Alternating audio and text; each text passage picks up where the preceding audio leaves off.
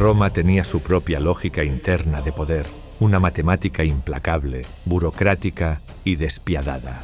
Sus gobernantes jamás imaginaron que al levantar aquella cruz de madera para ejecutar lo que ellos consideraban una simple operación de control de daños, estaban fundando una era.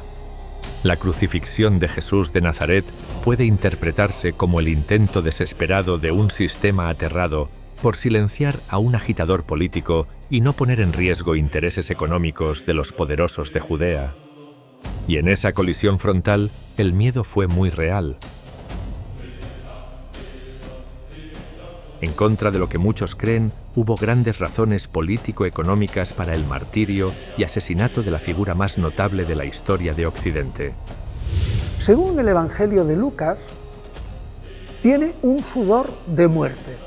Es decir, que de alguna manera, eso se ha explicado médicamente, de alguna manera suda un líquido que parece que son gotas de sangre. Y se dan casos de esos en extrema angustia.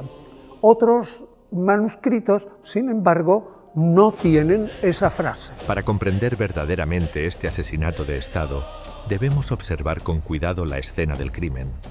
Descubrir cómo la maquinaria humana, al intentar eliminar una amenaza mediante la disuasión del terror, terminó gestando el símbolo más imparable de la historia. Todo estalló en una provincia que vive en esos momentos una tensión crónica, profunda y peligrosa.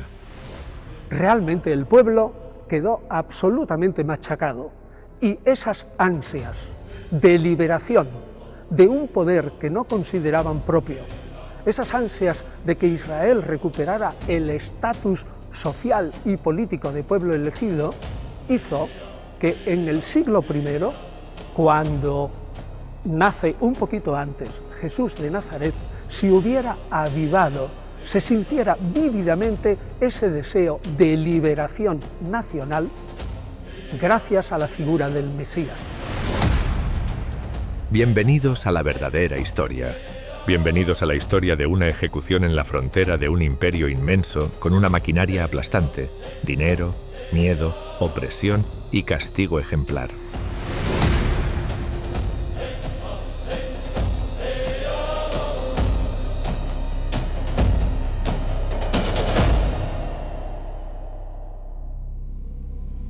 El tablero estaba meticulosamente dispuesto. Es un dato comprobado que Judea era una colonia sometida, administrada mediante impuestos asfixiantes. Pero Roma no gobernaba sola, lo hacía gracias a la rentable colaboración de las élites locales. Y en el epicentro de este ecosistema de extracción de riqueza se alzaba el Templo de Jerusalén. Olvidemos la imagen pacífica de un santuario de oración. Sabemos por la historia que esta institución funcionaba bajo un modelo radicalmente distinto. ¿Sabes lo que era el templo? El Banco Central de Israel. Así, dicho. El Banco Central de Israel estaba en el templo. Los tesoros y los dineros estaban en el templo. O sea, ya con eso está dicho todo. Un auténtico banco central blindado por la fe y protegido por las espadas imperiales. Las reglas de esta asombrosa maquinaria institucional obligaban a todo ciudadano a someterse a sus matemáticas financieras. Todo judío estaba obligado a entregar el diezmo al templo. O sea, un 10% de todo lo que produzcas se lo tienes que entregar al templo. Esa es la parte de Dios. Pero hay un segundo diezmo del que se conoce mucho menos, que es el que en las peregrinaciones, en las 4 grandes fiestas, todo judío practicante debe gastarse en Jerusalén. No va directamente al templo, sino otro 10%, tú dices, bueno, esto es mi presupuesto, yo voy a Jerusalén y tengo que consumir este dinero allí. Luego ya no solamente es un centro económico para el templo, sino para la ciudad. ¿Cómo funciona esto? Tú vives, por ejemplo, en Antioquía, llevas una bolsita con monedas de curso legal en Antioquía o en Éfeso o en Alejandría, monedas de mucho valor, para que no pesen mucho. Cuando llegas a Jerusalén, las cambias. Y esa es la función de los cambistas que hay en el templo. Porque te dan la moneda de curso legal que funciona en Jerusalén en este momento, que puede ser moneda romana o el siclo de Tiro, que es lo que funciona allí. Bajo la superficie sagrada, el templo era también un centro de poder, dinero y control, protegido por una élite sacerdotal decidida a conservar su posición. Los sumos sacerdotes es clarísimo por la historia, que controlaban el templo y lo que daba dinero en Israel, que era no solo el templo, sino todo el comercio, bueno, el templo, pero con todo el comercio, quiero decir, no solo el recinto, sino todo el entorno. Jerusalén como un centro comercial. Eso no se puede dejar escapar, porque venga un loco a echar y decir que estáis transformando el templo en cueva de ladrones. Pero lo que más influencia tuvo fue que destrozaba la religión, porque ese interés económico dependía de que la gente siguiera siendo religiosa y tuviera el templo como el lugar seguro donde poner sus ahorros o dar limosna. En aquella olla a presión, Jesús irrumpió como una figura capaz de alterar un equilibrio muy frágil. Al desafiar simbólicamente el templo, tocó el núcleo donde se cruzaban religión, poder y dinero. Para las élites, aquello podía convertirse en un riesgo demasiado alto en el peor momento posible.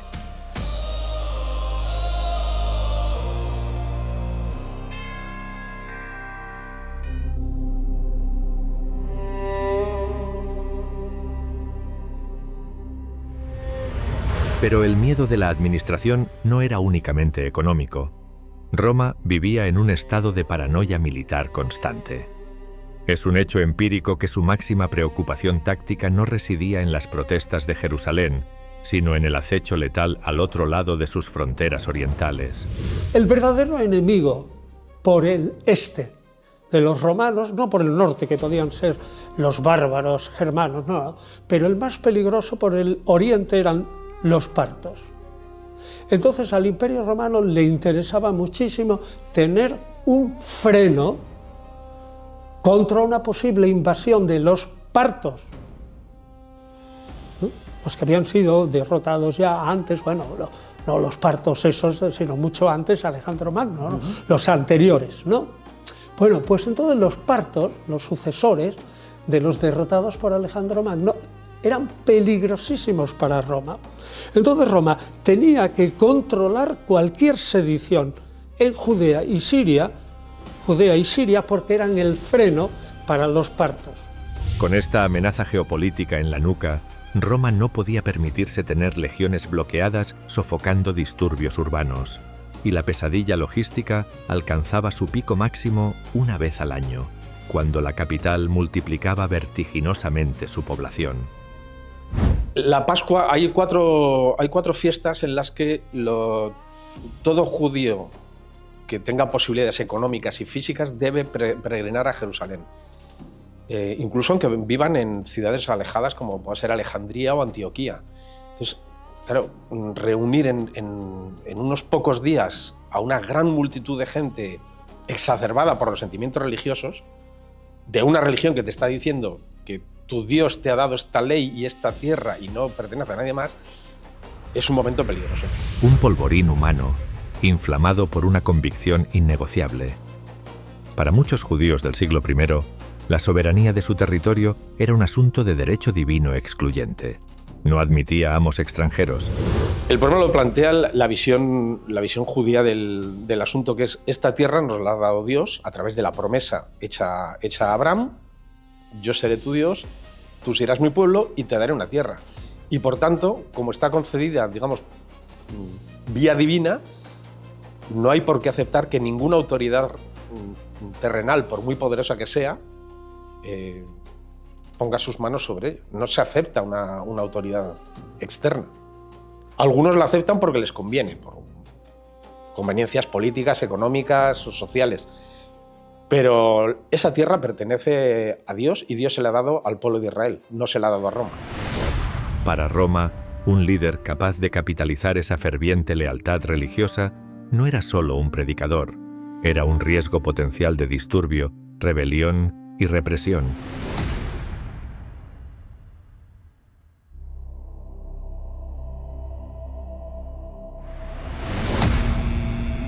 El terreno estaba minado. Judea era una provincia tensa, donde la protesta, la represión y la violencia política no eran ajenas a la vida pública.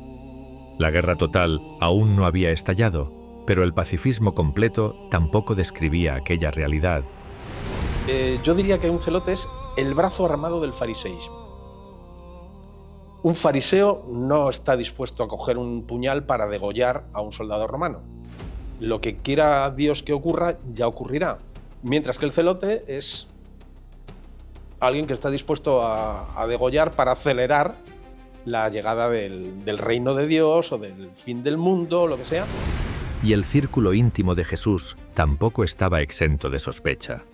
Las fuentes sugieren que en el momento del arresto, algunos de sus seguidores portaban armas de acero y alguno trató de usarlas. ¿Hay gente armada entre los de Jesús? Evidentemente. Y además lo dice, el que dice algo así como que el que tenga una espada... que el que tenga una capa que la vende se compra una espada. Vienen tiempos duros, viene a decir. Y los motes o apodos de algunos de sus seguidores indica que entre sus seguidores hay gente cercana a posturas radicales. Vamos a dejarlo de una forma suave. Para la inteligencia de Roma, un líder masivo flanqueado por seguidores armados constituía el escenario a tener en cuenta porque podría desencadenar una pesadilla logística para ellos. Para las autoridades, arrestar a Jesús requería precisión. Una detención pública podía desatar disturbios, así que había que capturarlo con discreción y en el momento oportuno. Algunos investigadores consideran plausible que esa operación contara con información facilitada por infiltrados desde su propio entorno. Justamente a cómo el Imperio Romano tenía un montón de informadores y de gente metida dentro de esos Galileos que les decían cuáles iban a ser sus movimientos, lo cual explica perfectamente lo de la traición de Judas y que a uno de esos grupúsculos, que a lo mejor serían 200, por lo menos, ¿no?, los tendrían situados en el punto de mira más de lo que nos imaginamos. Es decir, te estoy diciendo que probabilísimamente los últimos estudios están afinando mucho cómo el sistema policial de Poncio Pilato y de Roma en el Oriente funcionaba, de tal manera que cualquier intento que en el fondo fuera nacionalista, es decir, no aceptar el dominio de Tiberio, fuera sofocado instantáneamente. Siguiendo este ángulo, la traición no es un drama íntimo, podría ser una brillante y oscura operación de contrainteligencia. Para evitar el caos urbano, la maquinaria del miedo ejecutó una extracción nocturna perfectamente diseñada. Cuando se llega a la decisión de tenemos que detener a este Jesús porque ya ha dado suficientes señales de que hay que detenerlo, ¿cómo lo identificamos? Todos los gatos son pardos, todos los judíos son iguales.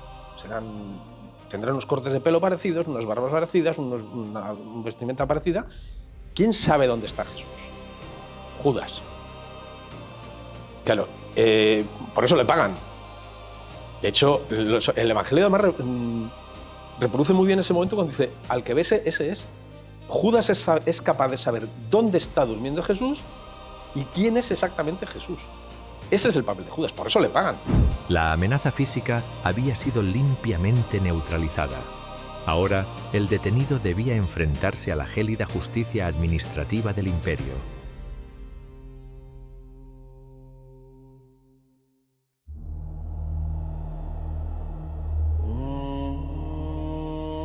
La operación militar de la captura de Jesús nos arrastra al pretorio donde se dirime el núcleo del conflicto. Allí no comparece solo un predicador religioso, sino una figura que Roma podía percibir como potencialmente peligrosa. Su mensaje no se entendía únicamente en términos morales o espirituales, sino también en relación con el orden político, la autoridad y el poder. Un judío radical.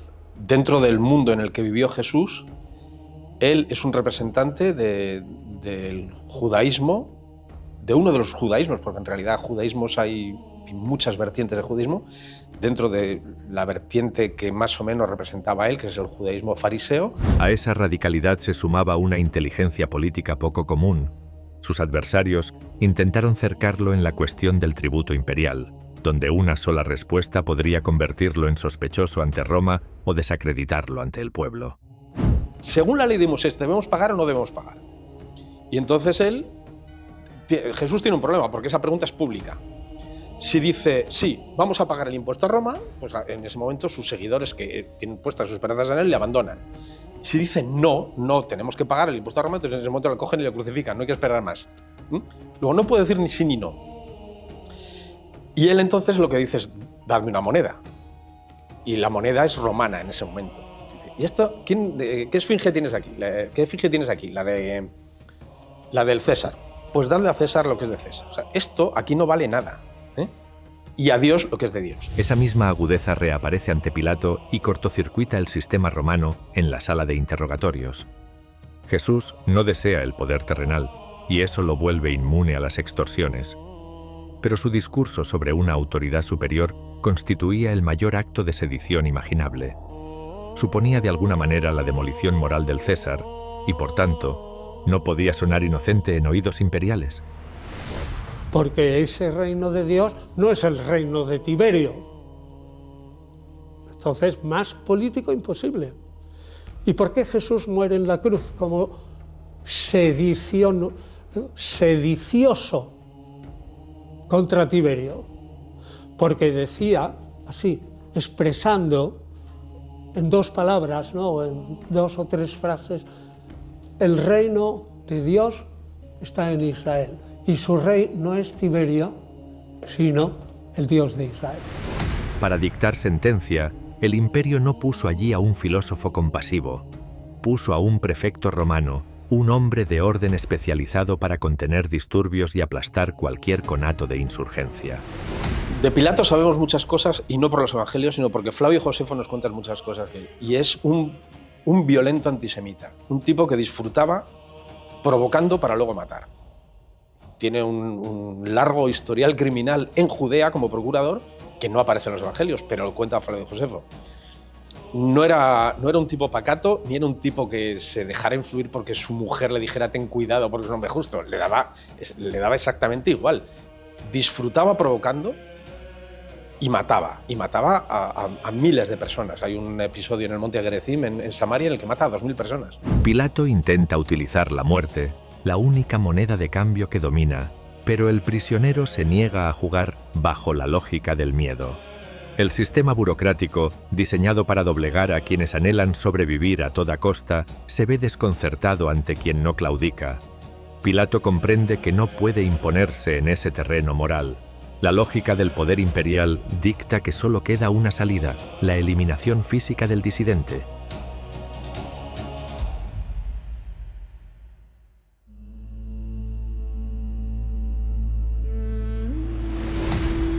La condena, en la sombra de los pasillos del poder, probablemente estaba decidida mucho antes del interrogatorio. Era pura matemática política. La entrada de Jesús en Jerusalén debió de encender todas las alarmas. A ojos del sistema, aquel gesto podía leerse como un desafío simbólico de enorme carga política. Lo que aparece en el Antiguo Testamento como el acto de unción de Salomón como rey de Israel. David, cuando está a punto de morir, ve que hay revuelta en el palacio y que todas las madres de príncipes están viendo a ver a quién nombra rey. Y entonces dice, antes de morirme yo y que se peguen, hago que Salomón sea el elegido. Le dice al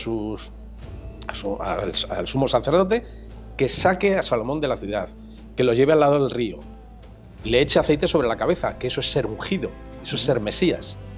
Ese es el acto de coronación. En el mundo israelita y judío no hay una corona. Te echan aceite sobre la cabeza. Ya eres Mesías, ¿no? Ya eres el ungido. Lo montan en un burro y lo meten en Jerusalén. ¿Qué hace Jesús? Lo mismo. A él no necesita que le echen el aceite, porque él lo que está diciendo es, yo soy el ungido. Y si la agitación mesiánica alarmaba a Roma, la irrupción en el corazón económico del templo fue el otro gran hito decisivo en la ejecución de Jesús. Muchos historiadores discuten a día de hoy si la importancia de estos hechos de carácter económico tuvo todavía mayor importancia que la dimensión política en los hechos trágicos que acontecieron. Jerusalén hierve. No es solo una ciudad santa, es una ciudad vigilada. En Pascua, cada gesto se amplifica, cada multitud inquieta, cada símbolo puede convertirse en chispa. Roma está alerta, el templo también, y entonces Jesús golpea el corazón del sistema. En el recinto del templo no interrumpe un detalle menor, sino el espacio donde convergen sacrificio, cambio de moneda, autoridad sacerdotal y orden público. No destruye el edificio, hace algo más peligroso, lo desenmascara delante de todos. No fueron los judíos en bloque. Ni siquiera los fariseos ocupan, según la historiografía actual, el centro del desenlace. El núcleo duro está en la aristocracia sacerdotal, la cúpula del templo, los sumos sacerdotes, los sectores responsables de mantener intacto el equilibrio entre culto, ingresos y paz pública. La maniobra era casi obligada. Si Jesús seguía hablando, si seguía enseñando, si el gesto del templo prendía en la multitud, la situación podía escapar al control de Jerusalén. Había que detenerlo sin desatar un motín. Había que redefinir el caso, traduciendo un desafío religioso económico al único lenguaje que Roma castigaba sin vacilar, el de la amenaza política. Es un acto estrictamente político porque lo estás haciendo en Jerusalén, y Jerusalén en ese momento pertenece a Roma. Suficiente para que te crucifiquen por sedición. Frente a la inminente pérdida de poder y capital, la cúpula del Sanedrín tomó una decisión pragmática, impulsada por el cálculo político y un fiero instinto de supervivencia burocrática despojada de cualquier piedad. Esa gente era pragmática, los sacerdotes y todo eso eran saduceos.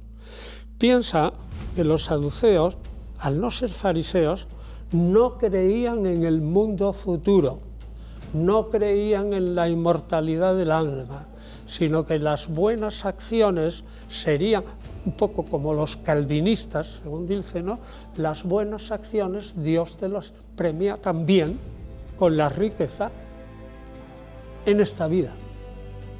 Pues entonces, algo así era la mentalidad que tenían los saduceos. Si yo no espero que tenga, o sea, yo sé, dicen ellos, que yo no tengo un alma inmortal, pues cuanto más rico sea aquí, más, como diría un niño pequeño, más mejor, ¿no? La alianza de conveniencia entre la élite del templo y el poder imperial terminó dictando sentencia. No fue el drama moral de un filósofo atormentado, sino la decisión fría de un prefecto romano cuya tarea era cerrar el caso y preservar el orden del imperio. Roma no protegía ideales, protegía estabilidad, tributo y poder.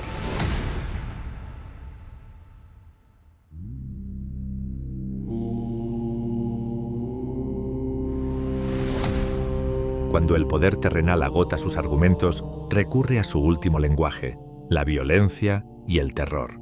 El ascenso hacia el patíbulo no tenía nada de abstracto. Era la exhibición material del monopolio romano de la fuerza. La maquinaria del imperio se ponía en marcha para recordar a Judea quién imponía la ley, el orden y el castigo. Era el peso aplastante de Roma. La extrema crueldad del castigo estaba científicamente diseñada.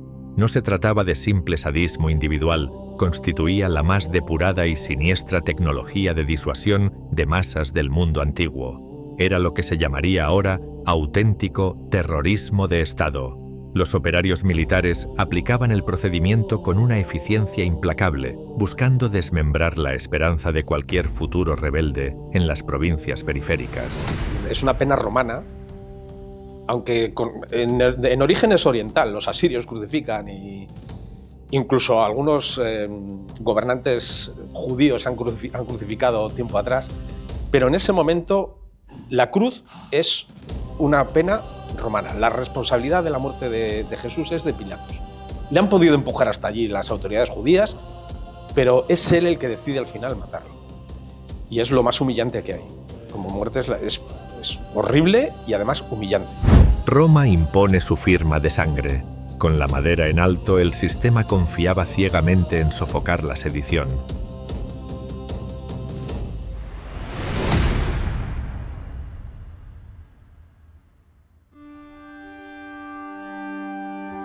el clímax material nos golpea con brutal sequedad.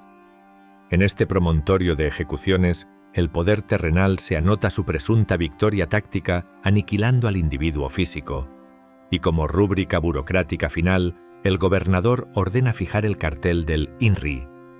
No representaba un respeto místico, constituía una despiadada e irónica burla política institucional. Era su forma de exhibir ante todos cuál era, a ojos de Roma, el delito del ajusticiado. ¿Cómo le crucifica? Este es Jesús, rey de los judíos, pero es una burla. Es una burla, no es una medalla lo que le están colocando en el Titulus Crucis. De hecho, a veces el problema son las traducciones. Cuando le dicen, no pongas rey de los judíos, sino él dice que es rey de los judíos. Y normalmente eso siempre se ha traducido en la respuesta como lo escrito, escrito está, que suena a providencia. Pero el texto griego no dice eso. Lo que dice el texto griego es, he escrito lo que he escrito. Suena muchísimo más provocador. Sé exactamente lo que he escrito, estoy crucificando al que vosotros creéis que es vuestro rey, y ya está, y me da igual. El propósito de aquella exhibición de tortura iba más allá de quitar la vida. La crucifixión romana buscaba humillar, escarmentar y disuadir. No bastaba con matar al sentenciado, había que degradarlo públicamente, convertir su final en advertencia y quebrar, con él, el ánimo de cualquier posible disidencia. La muerte en la cruz lo podían haber eliminado cortándole la cabeza, que era lo más común. ¿Por qué le mataron en la cruz? Porque matar a uno en la cruz era destrozar su memoria, que en este caso era más importante que la física. En la cruz, los romanos lo que pretendían con la cruz es que nadie se volviera a acordar del muerto y que la familia lo viera como un baldón, que nunca pudiera presumir de que un miembro de la familia muriera en la cruz. Los franceses tienen una frase muy expresiva. Dicen, matar en la cruz sería como pasar a tabac, que es hacer picadillo. O sea, destruirlo totalmente. Y eso es lo que pretendieron. Y estuvieron a punto de conseguirlo. Esa aniquilación total asfixiaba lentamente el frágil cuerpo humano en el madero. El dolor visceral demostró la vulnerabilidad orgánica del prisionero frente a la fría y aséptica ingeniería de la muerte romana. No era solo una ejecución, era una demostración calculada de dominio. Otro caso de la angustia de Jesús es la mención tan clara de esa desesperación angustiada que tiene en el momento de morir, cuando grita, Eloí, Eloí, Dios mío, lema, ¿por qué sabachthani? ¿Por qué me has abandonado? Eso realmente es un momento en que su fortaleza física se derrumba. El colapso es definitivo. El poder opresor sella la sentencia. La amenaza física, ya inmóvil sobre la madera, parece haber sido neutralizada para siempre.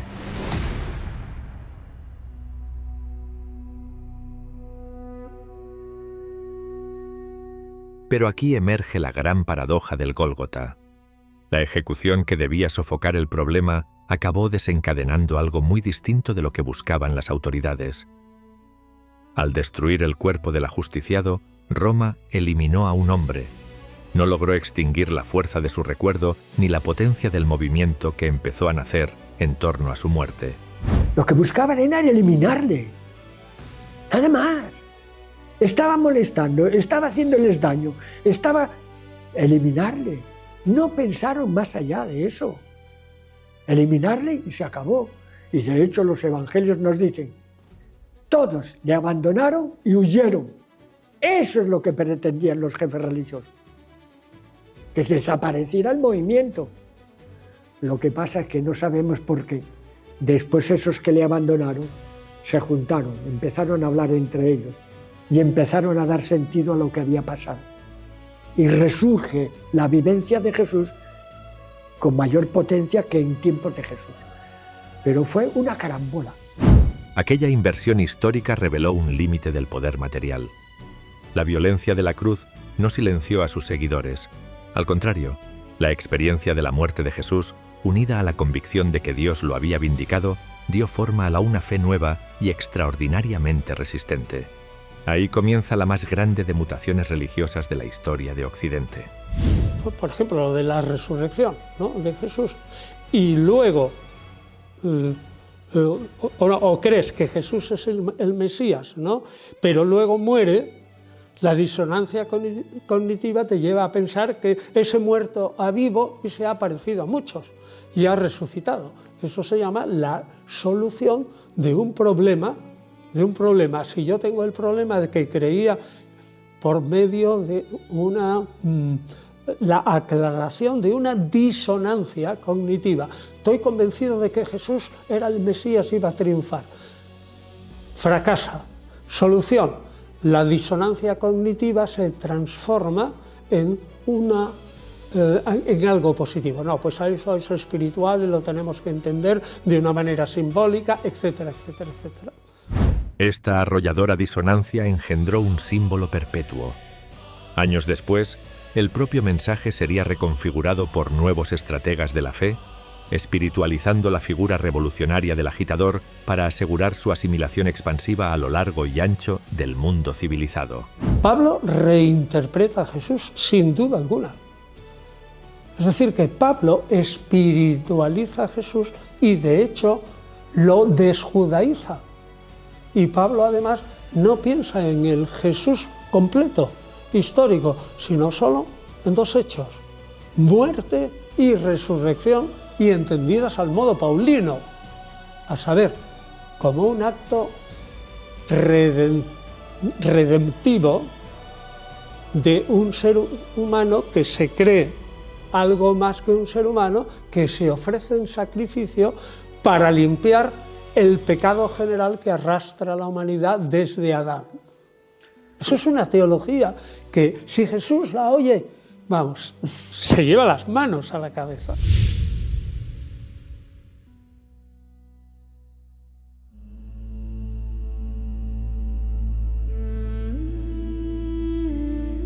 Dos 2000 años después, esta ejecución sigue hablándonos. No porque nuestro tiempo sea Roma, sino porque el poder continúa aprendiendo el mismo idioma: protección a cambio de obediencia, seguridad a cambio de sumisión, estabilidad a cambio de miedo. Roma levantaba cruces. Nosotros conocemos formas más sofisticadas de disciplina, pero el fondo es el mismo, solo que el sistema tritura al individuo rebelde con renovadas herramientas. La pregunta de fondo sigue intacta: ¿qué puede hacer el poder cuando deja de encontrar delante a alguien dispuesto a arrodillarse? Ante esa extorsión, el mensaje genuino del Nazareno, despojado de sus ropajes mitológicos, resplandece como un inagotable manual de insumisión y libertad personal. Jesús nos evidenció que cuando un ciudadano consciente cesa de codiciar las efímeras recompensas del sistema y pierde el terror a sus crueles castigos, la inmensa maquinaria burocrática colapsa por completo. El Estado pierde su poder de forma instantánea y fulminante ante el ser humano que ha decidido dejar de tener miedo. Vamos a ver. Jesús murió por vivir a Dios de una manera distinta como lo vivían los fariseos. Y la muerte no fue más que una consecuencia de eso que vivió. Ni Dios la quiso, ni Dios la permitió, ni mucho menos murió por nosotros y por nuestros pecados. Murió por nuestra imbecilidad, porque no hemos sido capaces de comprender lo que nos quería decir. La pretensión de Jesús no era Dios, era el ser humano concreto. Ese ser humano concreto, el líder indómito que no claudicó ante el imperio más letal de la historia antigua, nos donó una herramienta imbatible de resistencia ciudadana. Al comprender la cruda y descarnada dimensión política de su violento asesinato, su figura no se debilita, se agiganta, transformando una simple derrota burocrática en la suprema victoria ética de nuestra civilización.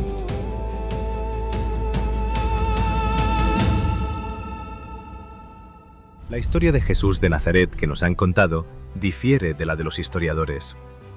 Si lo que acabas de escuchar ha despertado nuevas preguntas, es hora de profundizar en las pruebas y los hechos que marcaron la fascinante realidad histórica de una figura que cambió el mundo. Sorpréndete con la visión de los especialistas para descubrir una nueva perspectiva de Jesús. Entra a ver el curso exclusivo y los documentales sobre los mitos y verdades de Jesucristo. También la visión de su crucifixión desde una perspectiva geopolítica de la mano de Antonio Piñero, filólogo, historiador y catedrático especializado en la vida de Jesús, y otros expertos. Accede a estos contenidos junto a cientos de series, cursos y documentales, suscribiéndote ahora en televisiónconsciente.com. Aprovecha que ahora tienes 7 días de prueba totalmente gratuitos.